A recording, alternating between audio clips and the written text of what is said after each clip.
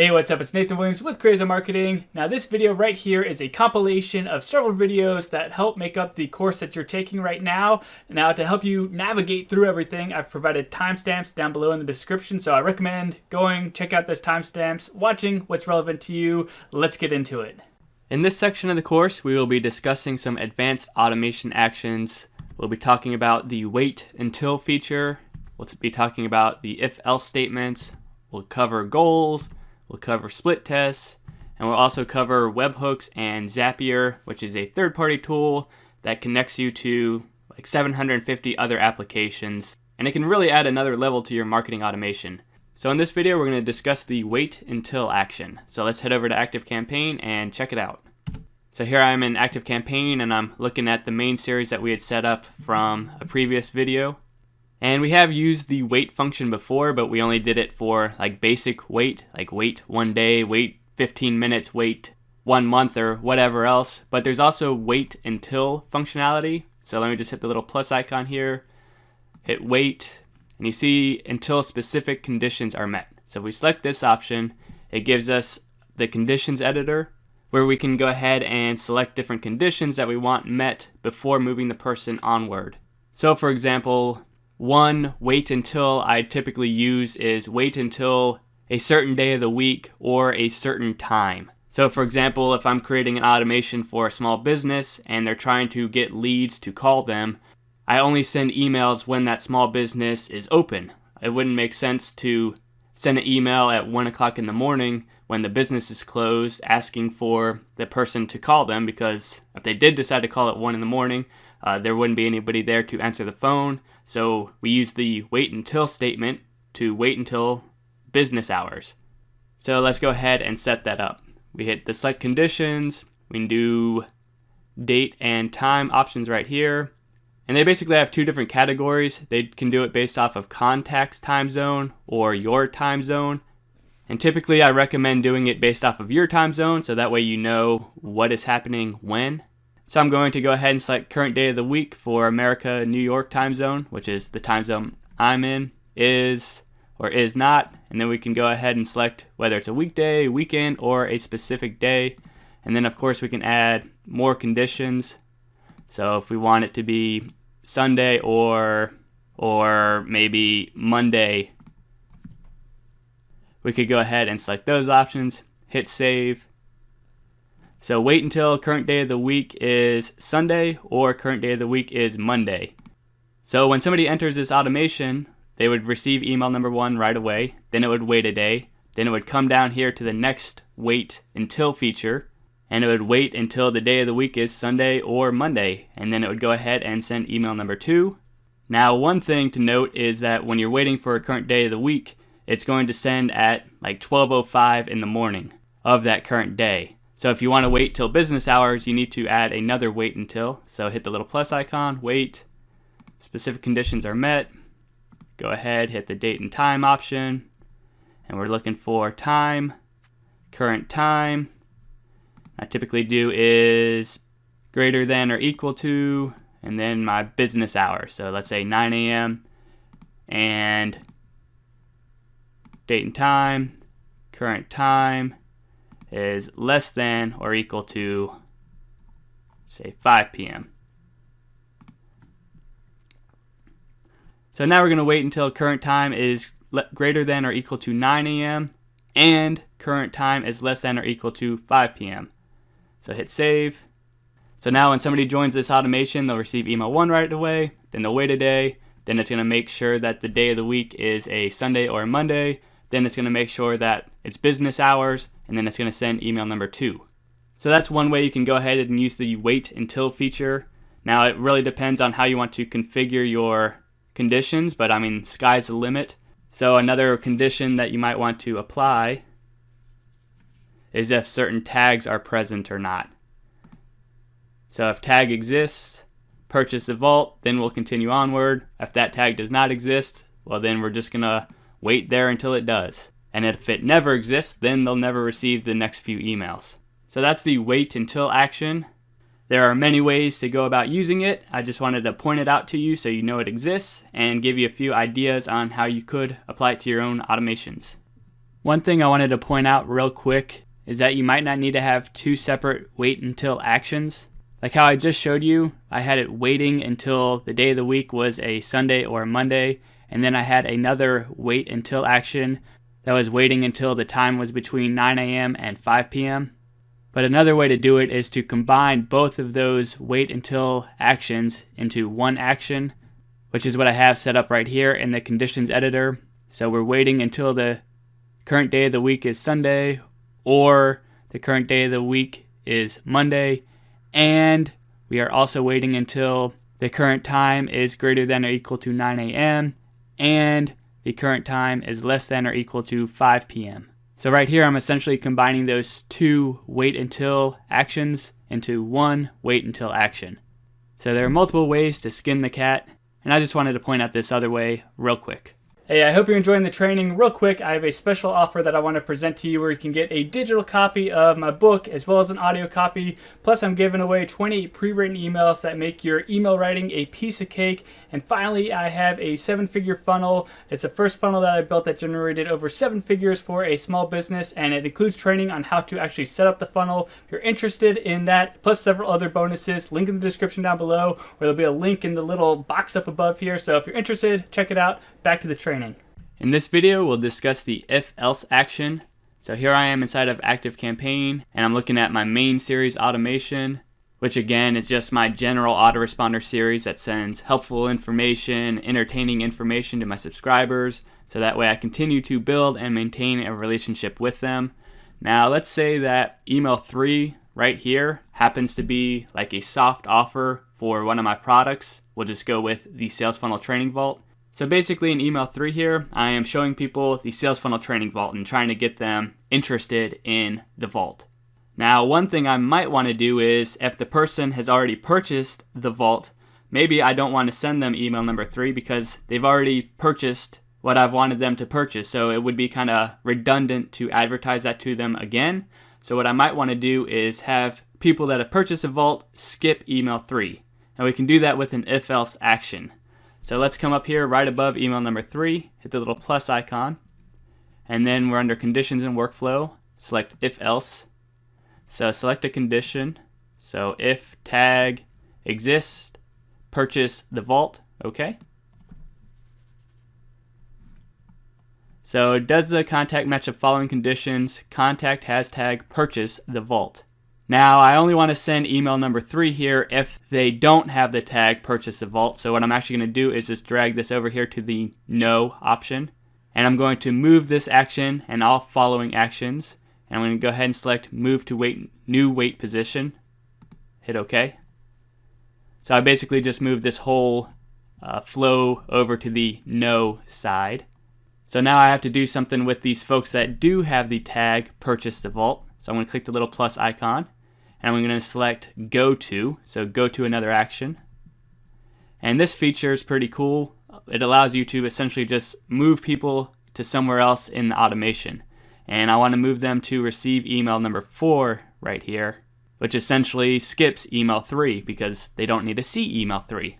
So let's scroll up a little bit. So they're going to receive email number 2 here, then they're going to wait a day, then they're going to hit this if-else action. And if they have the tag purchase the vault, so yes, they're just going to skip over and be sent email 4, so they'll never receive email 3. If they don't have the tag purchase the vault, they'll go through the no series over here, which means they're going to receive email number 3, then they're going to wait another day, then they'll receive email 4, and everybody will be back on the main series here coming straight down. So that's the if-else actions in a nutshell. Of course, there are a million different conditions you can select. Use and or statements and add new segment groups so they can become rather complex. So when you combine those with going to other actions, you can pretty much move people however you want. So it's a really powerful action and it definitely comes in handy. In this video, we're going to discuss the goal action. Now the goal action is a very powerful action because it allows subscribers to skip segments of automations. So it kind of functions like the if-else statement that we applied in the last video, where in this case we're skipping over email number 3 because it's advertising a product that the person has already purchased. So we use the if-else statement to jump over that email. But goals are different in that as soon as goal conditions are met, it's going to execute. So as soon as somebody hits those conditions, they're going to jump straight to that goal. Whereas with the if-else statement, it executes when they come to it. So they'd come here, they'd start our automation, receive email 1, wait a day, receive email 2, wait a day, and then they'd hit the if-else statement, and it would go ahead and execute and do what it does. However, with the goal action, as soon as those conditions are met, they're going to jump ahead. There's no waiting, there's no delay. It's just as soon as they're met, the person moves. And there's certainly a time and a place for these goal actions, so I want to go ahead and point out how they work. So let me go ahead and remove our if-else statement real quick. Hit delete. I want to keep only the no path. Okay. So now we have our main series just going in the straight line like normal. And let's say that I want to set a goal up right here before email number 4. So I'll hit the little plus icon, go to conditions and workflow, and goal, and you see it says jump to an action in the automation when the contact matches certain conditions. So I'll select this option, and we can go ahead and name our goal. So I'll call it purchase the vault. Jump to this action when, click to add a goal. So we'll set our conditions here. So tag exists, purchase the vault, okay. And when this goal is below contact's position, so the contact is still at the top of the automation. And if the contact does not meet goal conditions, we can continue anyway, or wait until conditions are met, or end this automation. Typically select continue anyway, because I still want them to come through the automation. So I'll hit save. So now with this goal in place, if they purchase the vault at any time, and they're in this automation, they're going to jump to this location and immediately receive email number 4. So let's say that they've gone ahead and purchased the vault, and then they enter our main series here. Immediately upon entering the main series, they're going to jump to our goal here because they'll have that tag, they'll have met the conditions that they've purchased the vault. Or maybe they've received email number 1 and then they check out the vault, they go ahead and buy it, they'll immediately jump down here to the goal, purchase the vault. So they'll go ahead and skip over email. So if you wanted them to receive email number 2, but they've purchased the vault already, they're not going to receive it because they're going to jump straight over it. So I hope that this is making some sense. The goal action is a little bit more complex. And when we go through the interest-driven sales funnel examples, you'll see where I use goals versus where I use if-else statements, because they both kind of do the same thing in that they can skip people over certain parts of the automation. It's just how they do it is different. The if-else statements happen when the person lands in the if-else statements, whereas goals happen immediately once conditions are met. In this video, we're going to go ahead and set up a split test. Now, we set up some split tests when we were sending campaign or broadcast emails, but we can also run split tests in automations. So that's a pretty cool feature. So here I am in my main series again, and let's pretend like I have 2 different versions for email 3 and email 4 here, and I want to run a split test to see if my other versions are better than the current ones.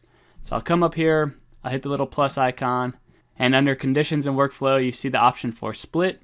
So I'll select this option, and we can decide how we want to split these contacts. I want to split them 50-50, and we can decide when the split test will conclude. So never. So that basically means I will manually control when I end the split test, or after 300 contacts have been split, or I've completed the goal, or of course I can change how many contacts, or based off of a date. And in this example, I want to manually control it. But as you can see, you can set it up to end however you want. So never, split indefinitely. I'm going to hit apply. So now I have 50% of my subscribers going down path A, and then 50% going down path B. So I need to go ahead and set up a different version of email 3 here. So I'm just going to hit the little plus icon, sending options, send email. What I'm going to do is create a copy of email 3. So I selected it up here. I'm going to do copy and edit. And let's say what I want to split test is the subject line. So I'll hit this gear option. And let's say instead of GFDS, I want FJDSOLIFJ or whatever I typed up there. So a different subject line. I could also change my from line. So maybe I want to test my subject and from lines to see if this will outperform the original content in email 3. And I can also, of course, go ahead and edit all the content in this new variation. It's completely up to you what you want to test. Hit next.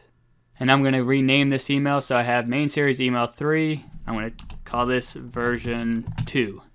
And all the rest of this looks good to me, so I'll hit finish. All right, now I'm going to go ahead and wait for 1 day. And now I'm going to go ahead and send email, or I'm going to create a copy of email 4. So copy and edit. And I'll split test the subject line around. So change that, and my from line around, change that. Maybe I'll change the content in here. Hit next. And this will be email 4, version 2. Finish. So now I'm split testing 2 different versions of email 3. Well, a different version of email 3 and a different version of email 4. Now I'm going to select the little plus icon, and we're going to go to another action, and we're just going to come over here and wait a day, and we'll resume our main series over here.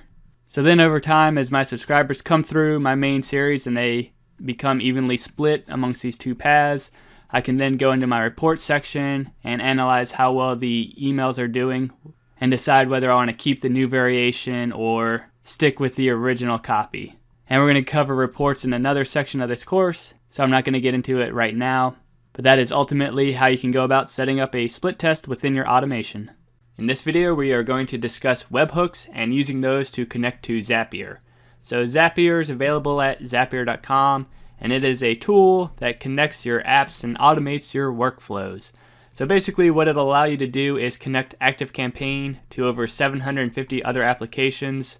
So you can do things like send text messages, ringless voicemails, direct mail, integrate with other CRM tools. There are so many different options available, and it just makes ActiveCampaign that much more powerful. And Zapier does offer a free account, so you can go ahead and get started for free. And if it's benefiting you and making your life easier, you can always upgrade to a paid account if you need more control. So I'm going to go ahead and go into my Zapier account, and we're going to go ahead and create a Zap that uses a webhook. And I'm going to integrate it with my CRM tool, which is Trello here. So I'm logged into Zapier. I'm going to go to Make a Zap. And we can go ahead and name our Zap. So I'm going to call it ActiveCampaign to Trello Purchase AC Course. So that way I know what tag or automation I'm triggering the Zap within. Now we're going to go ahead and choose our trigger app. And I'm going to search for Webhook. So Webhooks by Zapier. And we're going to catch a hook. We're going to wait for a new post, put or get to a Zapier URL. Hit save and continue. It's going to ask us if we want to pick off a child key. We don't, so we're going to hit continue.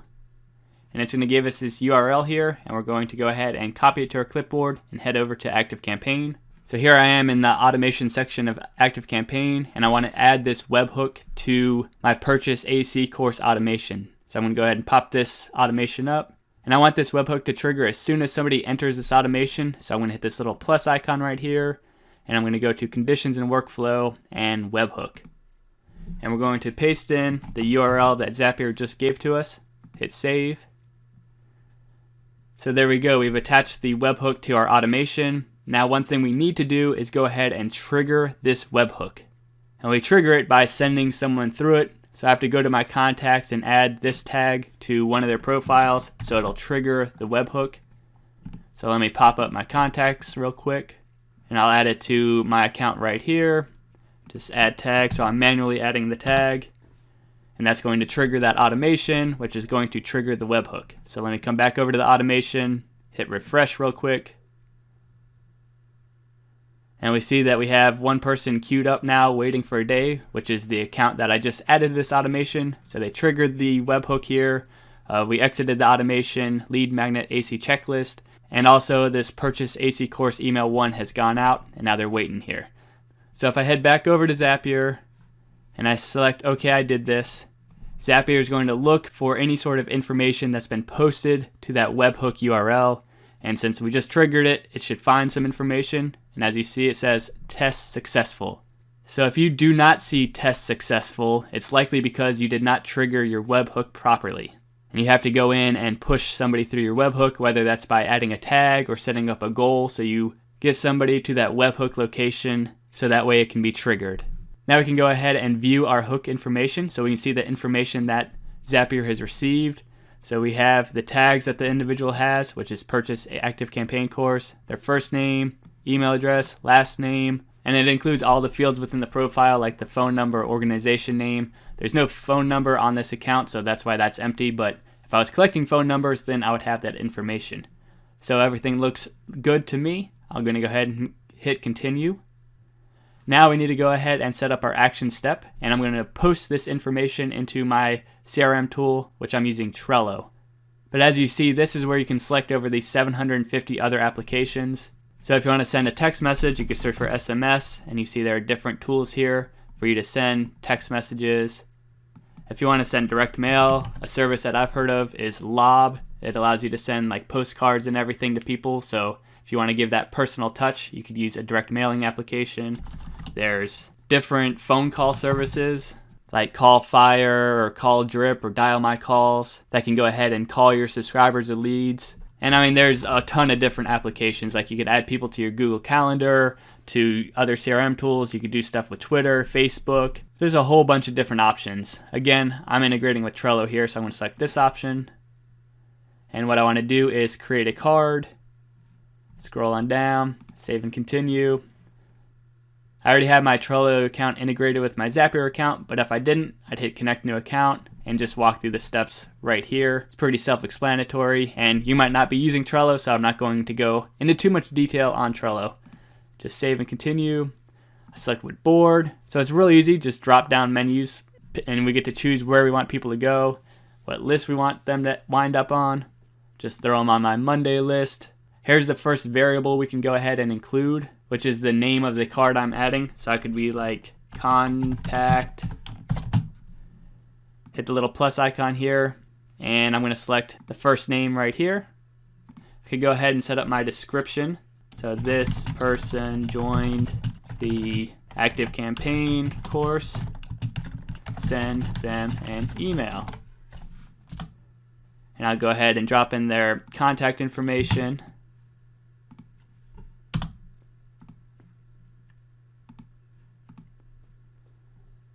And then there are a few other options like labels and card positions, and this is just dependent upon the action application. Like I'm using Trello right now, but you could be using something else. So this might not be super applicable to you. It's just a matter of selecting the different drop-down options.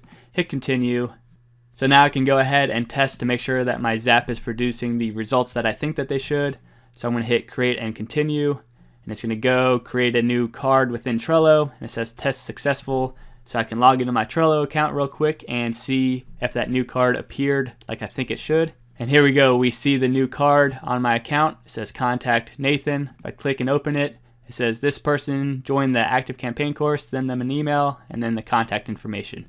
So that looks like my Zap is working correctly. So now I can go ahead and hit finish. Go ahead, turn on my Zap. And awesome, your Zap is working. So I can come back to the dashboard, and that's how you go about integrating webhooks with Zapier. And I know that this was a bit advanced, but if you do need to make connections with other tools outside of ActiveCampaign, this is one of the best ways to do it. And once you understand how it works, it really opens a bunch of doors. Hey, it's Nathan Williams with Crazy Marketing, and today I'm going to show you how to use points or do math within ActiveCampaign. Now, points are a way to gauge how engaged your subscriber is. So basically, you're going to give people points based on how they interact with your emails, with your website, with your products, your services, etc. So for example, you might give somebody points like 5, 10, 15, 20 points when they buy a product or a service from you. Depending how much that product or service costs, you might give them more points or less points or whatever it might be. You might also give people points when they request lead magnets from you. You know, basically every time they enter contact information into a form on your website, maybe you give them a point or two for that type of action. You also might want to give people points for when they click on links in emails. That might be worth giving people points. Maybe only 0.3 points or, less than a point. But you still want them to get some credit for being engaged with the content you're sending out. You also might give people points for opening emails, and that might be only 0.1 point. So 1/10 of a point if they're opening an email. You might also do it based off of page views, like if they go to your sales page, they get half a point, or if they view a certain blog post, they get 0.2 points or something like that. A low amount of points, but if they do enough of these activities, they add up and they show you how engaged that subscriber is. You could also subtract points. So let's say that somebody has become inactive and they have not opened an email or clicked anything in 30 days. Well, maybe you subtract 5 points from them. Maybe at the 60-day mark, you subtract 10 points from them, and so on. So you can add and subtract points from people for doing different activities. And the point of this is to segment your audience to, highly engaged subscribers to not engaged subscribers. And then you can trigger emails based on those points. So that's kind of the idea behind points. Now we're going to go to ActiveCampaign and get some of this point stuff set up. So here I am in ActiveCampaign, and the first thing we need to do is add a custom field. So we're going to go to Lists, and we're going to go to Manage Fields, and we want to go to Add a Field, and I'm just going to call it Points. Nice and generic. Group, and we'll leave it general details. Input type, I'm going to leave it as a text input. That's perfectly fine. We'll hit Add. So just like that, we have a points field. Now we have to give people points for doing certain activities. So to do that, typically you go through like an automation. So let's just say I'm going to create an automation that adds points when somebody opens an email. So I'll go ahead and start from scratch. We'll go ahead and name this automation, add 0.1 point, or maybe we'll start it with points, add 0.1 for open. All right, cool. Add start trigger. So this is triggered when somebody opens or reads an email. Okay. When a contact opens a campaign, when a contact opens a personal email, we want campaign, any email, any list, runs. We'll do it multiple times. Add start. So anytime they open an email, they're going to get 0.1 point. All right, then we want to come down to conditions and workflow, and then perform math. So click into that. Want to pick a field, and we'll go with contact fields, scroll on down to points, and we can add, subtract, multiply, divide. We want to go ahead and add 0.1. Save. So now when somebody reads an email, they're going to get 0.1 point added to their profile.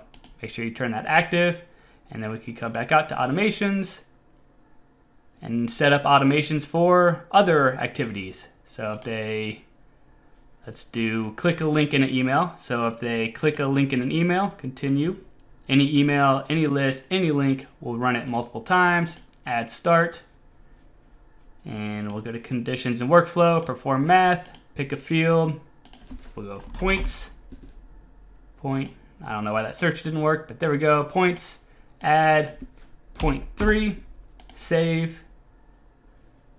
So points, add 0.3 for click, save, active, and so on. So that's how you can go ahead and add points, on a click or an open. If you have automations for purchases, like here we go. Here's a purchase automation that I have already created. So I can just come in here and edit it instead of creating a brand new automation each time. So on a new purchase, we'll do, perform math, pick a field, go on down to points. Whoops. Try that again. Points, add, and we'll say 5 points for buying whatever. And of course, you could have different automations for different products, services, and have different points assigned and so on. But we're just going to be real general. 5 points if they buy something from us. So that's how you can go ahead and add the points, and then you can come into, let's go create a new automation that's triggered when somebody reaches a certain number of points. So create an automation, start from scratch, continue, and we will do when a custom field, so field changes right here, continue, when field, contact fields, points, changes to 10, run the first time, and then the contact is added or updated. That works. And add, and we'll send them an email. Most valuable member. And you go through the whole email process. You are so valuable. Here's a coupon, or whatever you might want to do when somebody reaches at the 10-point mark, or so on. So next, etc. The point is, I just wanted to show you how you could go ahead and trigger an automation when somebody gets a certain amount of points. So when they get 10 points, they get this email. So that could, trigger that. And then we could also segment people. So if we come over to our lists and go into segments and new segment, more than 10 points. If I could spell, you get the idea. So we want to go with points is greater than 9.9, or maybe we'll go greater than or equal to 10. How about that? All right, so if points are greater than or equal to 10, they're going to be added to this segment. So you can save, view contacts, and there's probably no one in here right now because I just started setting this point stuff up in this account. So that's how you go ahead and you can use the math feature within ActiveCampaign to essentially create a points system where you can go ahead and basically tell how engaged your subscribers are based off of their activity. So purchases, when they request lead magnets, when they click links, when they open emails, when they view pages, or you can subtract points. Like if they're inactive or they do something bad or naughty, you could go ahead and subtract points from them. And this just gives you another way to segment your subscribers based off of how engaged they are with the content that you're sending out. Hey, it's Nathan Williams with Crazy Marketing. In this video, I'm going to show you how to set up 2 automations that when used in conjunction can help you keep your ActiveCampaign lists clean from inactive subscribers. And so that way you can automatically purge people that aren't engaging with your emails. And that way you stop spending money to have them on your list. And also you're no longer hurting your rates by sending emails to addresses that aren't engaging with your emails. So let's just get straight into it. We're in ActiveCampaign. We'll go to automations and we'll go to new automation. And I'm going to go ahead and start from scratch and continue. And I'll actually share these automations below this video so you could go ahead and import them directly into your own ActiveCampaign account, save you a little bit of time. But at least when you watch this video, you'll understand how the automations work and the theory behind how they work. So this first one is going to be a wait automation, and we're going to start it when somebody subscribes to a list. So every time somebody subscribes to our list, they start this automation. We can select the particular list if we have multiple lists or any list. I'm going to do an any list. I'm going to run it once, hit add start. And now since this is my wait automation, I'm going to go ahead and set up a wait period. Now I'm going to do it in 30-day intervals, but you could go ahead and do one big interval if you want to, or smaller intervals, whatever makes sense to you. So I'm going to do 3 30-day intervals. So basically I'll have people on the list for 90 days, give them 90 days to engage with my content before I remove them. But again, you can increase or decrease that to whatever you need, but I'll do it in 30-day increments, 30 days. And then I'm going to go ahead and wait for 30 days. And then I'm going to go ahead and wait for another 30 days. And let me name this automation before I forget. So inactive, and this is the wait automation. And I also want to go ahead and apply tags to people that hit the certain milestones. So I'll go to the contacts, add a tag, inactive, 30 days, save, and another tag, inactive, 60 days. And then with these tags, I can of course segment my audience and figure out who's been inactive for how long. And I could of course delete them or do something with them if I want to. Add a tag, inactive, 90 days, save. And then after this period, I could go ahead and I could unsubscribe them from my list if I want to. Or you can do whatever you want with them at this point in time. Maybe you manually handle people that have that inactive for 90 days tag, or whatever you want to do. You can certainly configure it how you need. So where's my unsubscribe option? Unsubscribe, unsubscribe from all lists, save. And I'll go ahead and activate it. So this is my wait automation. Now I want to create a second automation that basically resets the waiting period if they engage with one of my emails. So new automation, start from scratch, continue. And this one will start if somebody opens or reads an email. When a contact opens or reads an email, any list, runs multiple times, add start. And then add a new trigger and clicks a link in an email, continue. Any email, any list, any link runs multiple times. So that this way, if they click a link in one email and then they click a link 3 emails from now, it'll still run the same automation. And we'll go ahead and close that real quick. And let me double check my notes. All right, so we'll call this one inactive and inactive reset. So this is going to reset the wait automation that we have, because if they engage, we want them to start this thing over. Give them another 90 days to engage with us again. So contact reads an email, contact clicks any link. First thing we want to go ahead and do, conditions and workflow, and we want to end other automation. We want to end that inactive wait automation. So we're going to stop this automation that they're going down. And then we want to go ahead and remove any tags they might have that tells us that they're inactive. So remove tag, inactive 30 days. And remove tag, inactive 60 days. And remove tag, inactive 90 days. Save. And then I want to go ahead and do a wait period. Wait for a specified period of time. I want to do 5 minutes. And then I'm going to send them back into this wait automation. So they'll start the waiting process over again. So we'll go with wait for, So we'll go to start an automation. And then we're going to the inactive wait automation. And we'll activate it. And that is it.